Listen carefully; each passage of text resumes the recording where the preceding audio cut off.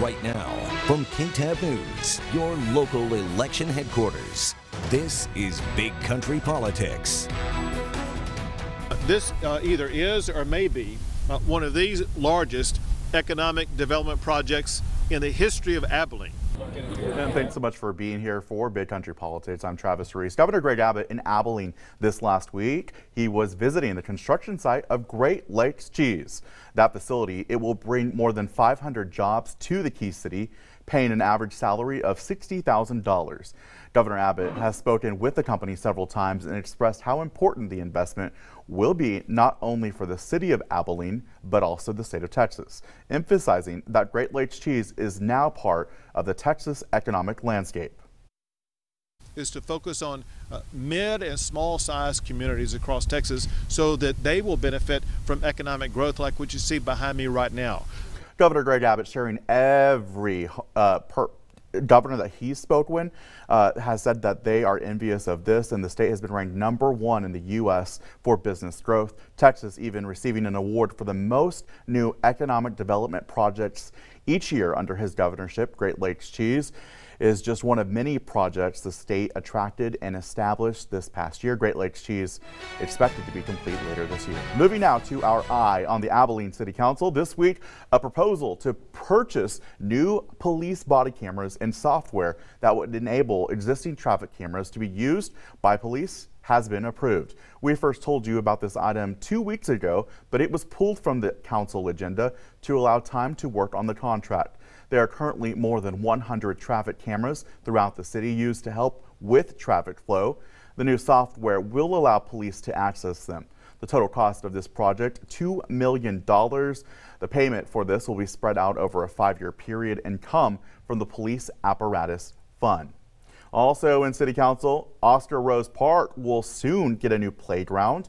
Council approving on Thursday the purchase and installation of the new equipment. The new playground designed for all children in all ages, regardless of their physical abilities. That project estimated to cost more than $400,000, and the majority of that coming from the Minor Improvements Fund, with another $20,000 coming from Parks bucks. Staying with City Council, Council also approving a nearly $1.5 million bid for street resurfacing in the Heritage Parks neighborhood. That's in far northeast Abilene. That project is going to be paid for by the street maintenance fee funds, and it's going to take about 2 months to complete. Keeping an eye on our economy right here in Abilene, we hear a lot about inflation and the supply chain backups and where the price of oil is going. But what does that mean for the Abilene economy? That's what members of the Abilene Chamber of Commerce heard about during a presentation on the community's economic development efforts. Mayor Anthony Williams saying residents living in Northwest Abilene have an average income of roughly $9 an hour or $18,000 a year. And when it comes to real estate, finances, workforce, government, and supply chain shortages, inflation and uncertainty. But Gary Grubbs with Abilene's Lawrence Hall dealerships talked about the lack of electronic chips in new cars, but there is a silver lining. No sales tax. So if there's a way to take care of your transaction and your purchase locally, do so, because you're not only helping your business and helping these dealers stay in business, but to keep staff, keep salespeople. Shop local, that's that message. Mayor Anthony Williams says looking at the state of Texas alone, we have the 9th largest economy in the world, and Abilene has more employees working now than we did prior to the COVID-19 pandemic. Moving now to our eye on education, the Abilene school superintendent, Abilene ISD, has an update on what missing 2 days of school this last 2 weeks will mean for early release days coming up at the end of the 4th and 6th. 6 weeks. The 2 days at home will not force classes to remain in session for the full day. The first early release is coming up a week from this Friday, so that's February 18th. Elementary schools will be released at 1, secondary campuses at 1:30. Friday, the 18th, for AISD schools. All right, many big country cities are enjoying a renaissance period, seeing the restoration and repurposing of so many historic downtown areas. Stamford was one of the earlier cities to begin saving their downtown history. Now one of the oldest and most cherished buildings is receiving a full restoration. KTAB's Noah McKinney brings us this Eye on the Big Country Report. The city of Stamford was a quiet West Texas town until the Texas Central Railroad came through, bringing people, progress, and prosperity for the Pennock Hughes Company. Probably the most important building on the square. It's been here longer than a lot of the buildings on the square. In 1909, the Pennock Hughes hardware store opened their doors to the public, through which countless businesses and citizens would pass over the next century. Everybody in Stamford that got married, their wedding registry was from this building. From horse buggies to fine apparel, there's not a purpose the building hasn't held. The basement had a firing range. You could buy a gun up here and go down there and test it. Now, the versatile nature of the property continues. First State Bank owners Denise and Tom Turner housing operations in half of the building, with more restoration planned on every floor. People drive by this corner all the time just to look in the windows because they're so excited to see something happening. The renovation is no small task. We're on like step 2 of 500 probably. But the Turners say it's worth it to see the character of this iconic building restored. We enjoy the shade of the tree that someone else planted. So we didn't build this building. Bringing back its original 1909 facade, stronger and ready for new memories to be made. This building's been here a very, very long time, and it's going to be here a long time after we're all gone. For BigCountryHomepage.com, I'm Noah McKinney. Now, the first floor event venue is planned to be completed by spring of this year. That's pretty soon. Upstairs lofts are being considered, but no concrete decisions have been made as to what else that building will house. Pretty cool there. While much of our state's leadership focuses on the crisis at the border, there's another border crisis. Legal migration is at its lowest point in the last 2 decades. It was already on the decline before the pandemic, but like most everything else, shutdowns made the problem much worse. KTAB Austin Bureau correspondent Maggie Glenn reports on how this is contributing to workforce shortages across several industries and how immigration reform can be part of that solution.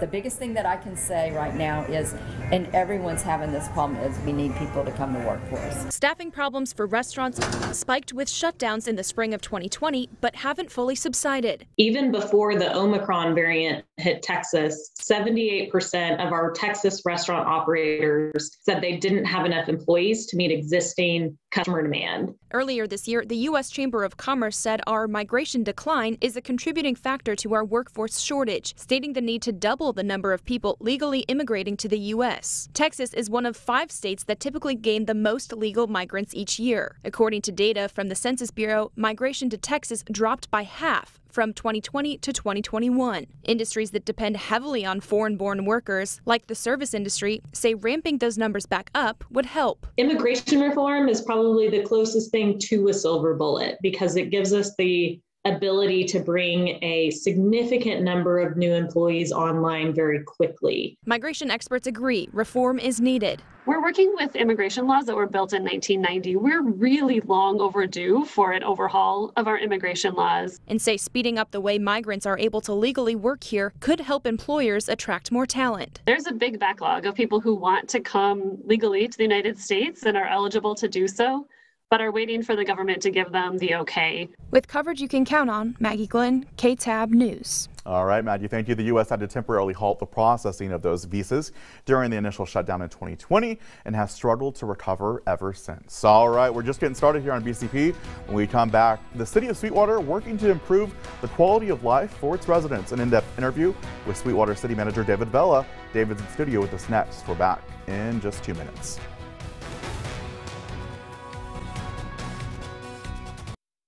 Big Country Politics on KTAB continues. All right, welcome back to BCP. Right now we're joined by Sweetwater City Manager David Vela. David, thank you so much for being here. Thanks for having me. All right, lots of great things happening in Sweetwater. We'll get to some of those things in just a little bit. But first, I want to talk about last week. There's a little snowstorm and caused some major disruptions through the I-20 corridor, right? Sure it did. Yeah. So tell me, kind of how the city responded this year versus how they did last year. Well, I like to say we were good and we were lucky. both last year and this year, Travis. This year we had a number of big trucks on I-20 trying to make their way through. Yeah, exactly. Trying to make their way through, but got stalled. They ran out of gas or just couldn't get their engines moving. And so what our PD and our fire department did was respond to that, try to make sure everybody was safe, everybody could get to a warming shelter. We had several of those set up in town. And then also our restaurants along I-20, on the I-20 corridor, stepped up and provided lunches and meals for the drivers so they wouldn't, so they'd be comfortable as well. And so everybody, it was a community effort. Everybody stepped up, and we were recognized by Representative Stan Lambert earlier this week at a Rotary meeting. He showed up and gave a flag to the police chief that was flown over the Capitol a few days prior to that, and a certificate from Stan Lambert himself. And so we're very proud of the work that the police and fire did. Also like to thank our water crews. Water stayed on throughout the whole freeze, and that's not an easy thing to do. And in fact, last year during the winter storm in 2021, water stayed on as well, and we didn't lose a lot of electricity in town either. So, like I said, we were good and we were lucky. So we're proud of the efforts of our folks. That's very good. I want to pull up some of that video of the kindness that was happening in Sweetwater. I think it's just the great nature. Of course, there's those roads, but the nature of the people of the big country. So those are some of the folks from the Hefts right off I-20, delivering, walking about a mile, trudging through the snow uphill, right? And bringing some of those truck drivers and some of those motorists who were stranded for hours, hours upon hours, bringing some food. And they did it out of the goodness of their hearts. And that's just the people of the big country in Sweetwater, right? Yes, absolutely. We got a great community, and that's a good way to demonstrate that. Very good. We love to see those spirit of the big country stories there. Now, talking about water, you know, last year, ERCOT, the system, it failed Texas. We all know that. That's a fact. And, you know, here in Abilene, lots of places lost power, including the water treatment plants. But in Sweetwater, like you guys said, you weren't as affected. But going forward, you guys are doing something in Sweetwater that will really mitigate that risk altogether, right? Yes. We're in the process of purchasing generators. Several that are mobile generators that we can use at our well field on the wells themselves, one at our Highland pump station, and then one at the water plant. So you always have to have electricity throughout each step of the process in order to ultimately get water to the residents. So when they turn on the water faucet, you've got water coming out. That's very important. We're lucky, like I said, last year during the 2021 storm, we didn't suffer major outages on the water side, on the electric side. So we were able to keep the water flowing, which is a good thing. Same thing with this winter storm of 2022. But we're not going to take our chances because 2023 could bring the biggest storm that we've ever seen. You just never know. Please knock on wood, someone. Yes. We'll have to. I'll do that for you. Yeah. And so, you know, kind of looking forward to that, planning for a worst case scenario. We need to have those generators out in the field, out at the pump station, and at the water plant. And quite an expenditure too, right? And how are you guys paying for that? ARP funds from the federal government are being used to pay for that, American Rescue Plan funding. And so we're grateful for that. We're grateful for that money coming in so we can utilize that to spend on these generators.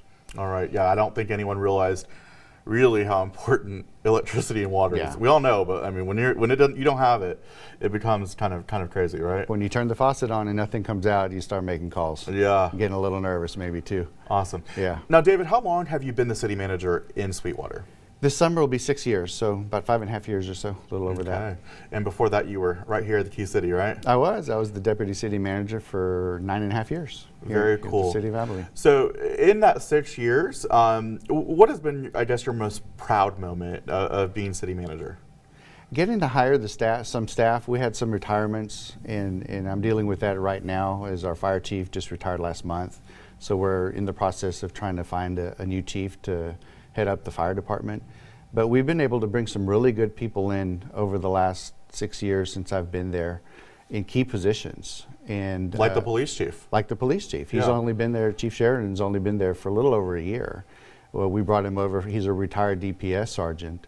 And so he's done a phenomenal job for us. He's a lifelong Sweetwater resident. And so I think that has a lot to do with the success that we've had in getting good people on board and having them oversee a lot of these good projects that we're trying to do in town, because they care about the community.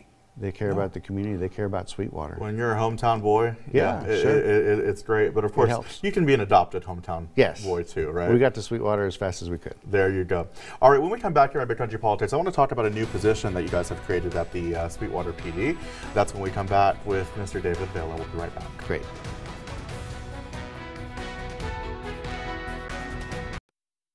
Big Country Politics on KTAB continues. And as we come back from break, we're joined with David Vela, Sweetwater City Manager. We're talking about the police department. You guys have added a new position at the police department, right? We did. We added, in fact, more than one position. Okay. We added 4 corporals to the ranks. So now the patrolman can test for 4 corporal slots.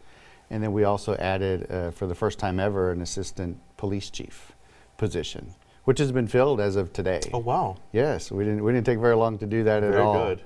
Yeah, Detective Corey Stroman. I should say former Detective Corey Stroman, assistant right? chief, yeah. Yeah, now he's the Assistant Chief Corey Stroman, and he's been with us for a number of years. He left us to go work as a special agent at the railroad, but then his heart was always in municipal policing. So he came back to us not too long ago, and now has risen to the rank of Assistant Police Chief. So we're very proud of Corey. We're very excited for the department. Very exciting. So what was the reason, I guess, for it's almost like a realignment of the police department, right? It is. The chief came to me a couple of weeks ago, or a couple of months ago rather, and said he needs some help with some administrative type functions and just general oversight over the police officers and what they do. And so we thought about it. We said, well, if we ever wanted to create an assistant chief position, we're going to have the corporals in there, because you have to have so many levels before you are able to create the assistant chief position. And so we created the corporals. That's going to work out just fine. We're excited about that. And then that gives us the ability to go ahead and create the assistant chief position, which council did and approved unanimously earlier this week. All right, that's awesome to hear. I want you to tell me about this. I know you're really proud of this, but it is a comprehensive plan for the city of Sweetwater, and it's new. It's new. We've never had one before. One of the first things that I asked the staff when I got on board almost 6 years ago, Travis, was, can I take a look at the comprehensive master plan? And I got a bunch of blank stares looking back at me, unfortunately, saying, well, we just don't have one, which is unusual for a city. Most cities, especially our size, 11,000 population, you're going to have some type of a comprehensive master plan. But we didn't have one. And so one of the first things that we wanted to do was get that done. It took us a little time to budget the money to get that, because it's not inexpensive. But we've got the money together. We hired a firm to help us put that together, some consultants.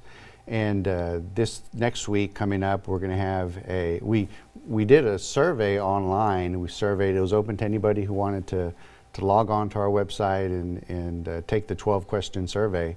But we got some responses from that, which we needed to do. We need to figure out from the community themselves what they want us to do as far as land use and transportation and streets and parks and recreation. What are the things that they want to see for the next 20 years? Because a comp plan is a 20-year plan typically.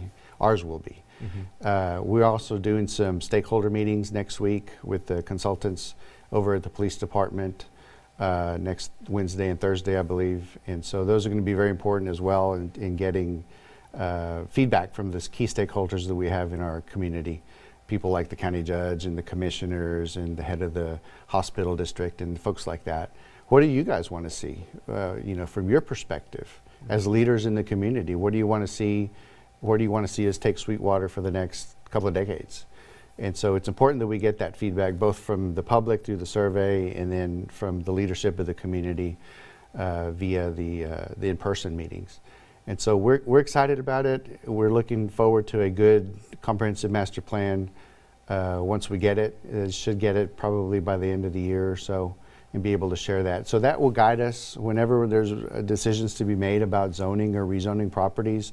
we consult with a master plan. And what does the master plan say about this? And we go off of that on the decisions that we make going forward for the next couple of decades. Very good. I want to talk about really Sweetwater is growing, and when we talk about business, lots of new businesses coming and a lot on the I-20 corridor. What are you guys doing to figure out what you need? That's a good question. What we've done just in the last several months is we hired a firm, a consulting firm. They're called the Retail Coach. It's a partnership between the city of Sweetwater and our Sweetwater Municipal Development District, our Economic Development Corporation, and the Sweetwater Chamber of Commerce. And we all got together and said, hey, we've been able to get some retail establishments here on I-20, but we want to kind of expand that. There's no such thing as too many retail, because when you're talking about retail establishments coming in, you're talking about them building buildings that they do their business out of. That's property tax for the city and the county and the school district and the hospital district, in our case. You're talking about sales tax that comes from those sales at those locations. So you're really looking at expanding your tax base, and we're in the job to do that, create the environment for growth, for business growth especially. And so we think we've created a very good environment for that. We just need somebody to help us sell that to some of these national retailers. With 34,000 cars, 50,000 people going through Sweetwater. Just a few. Every day, just a few people. Yeah. No big deal, right? There's no reason why we shouldn't have a Starbucks or an Applebee's or a Chili's or a Chick-fil-A. And when I was speaking to the youth group, made up a bunch of high schoolers and started talking about, and they were kind of bored with the government stuff that I was telling them about, how we work and all that. But once I got to this subject and mentioned Chick-fil-A, their eyes lit up. And so I think it's time for us to kind of branch out and try to bring in some of these national firms into town. I think the folks are ready for that. Moving Sweetwater forward. Always. All right, Mr. Vela, thank you so much for being here for Big Country Politics. Thank you. Thank you for having me. All right, we'll be right back. Big Country Politics on KTAB continues. Before we go, some good news. 2021 proved to be a major success, showing the spirit of generosity is very much alive right here in Abilene. The United Way of Abilene sharing their success with an impressive $5.4 million raised to help nonprofits right here in the Big Country. Now, during that luncheon this last week, folks, community partners, they were recognized from elective employee contribution campaigns for Minding the Gap. That was their theme. Even the Winter Light Fest contributing $260,000 during its third year for the annual holiday event. And the Volunteer Service Award presented to the 2022 recipient with a special presentation by her family. That's Carolyn Beckham. She's so wonderful. She was recognized for her decades of commitment to serving others. Congratulations to Carolyn. That does it for all of us here at KTAB for Big Country Politics. For the latest news, bigcountryhomepage.com. You know where to go. Thank you so much for watching. We'll see you next week, same time, same place.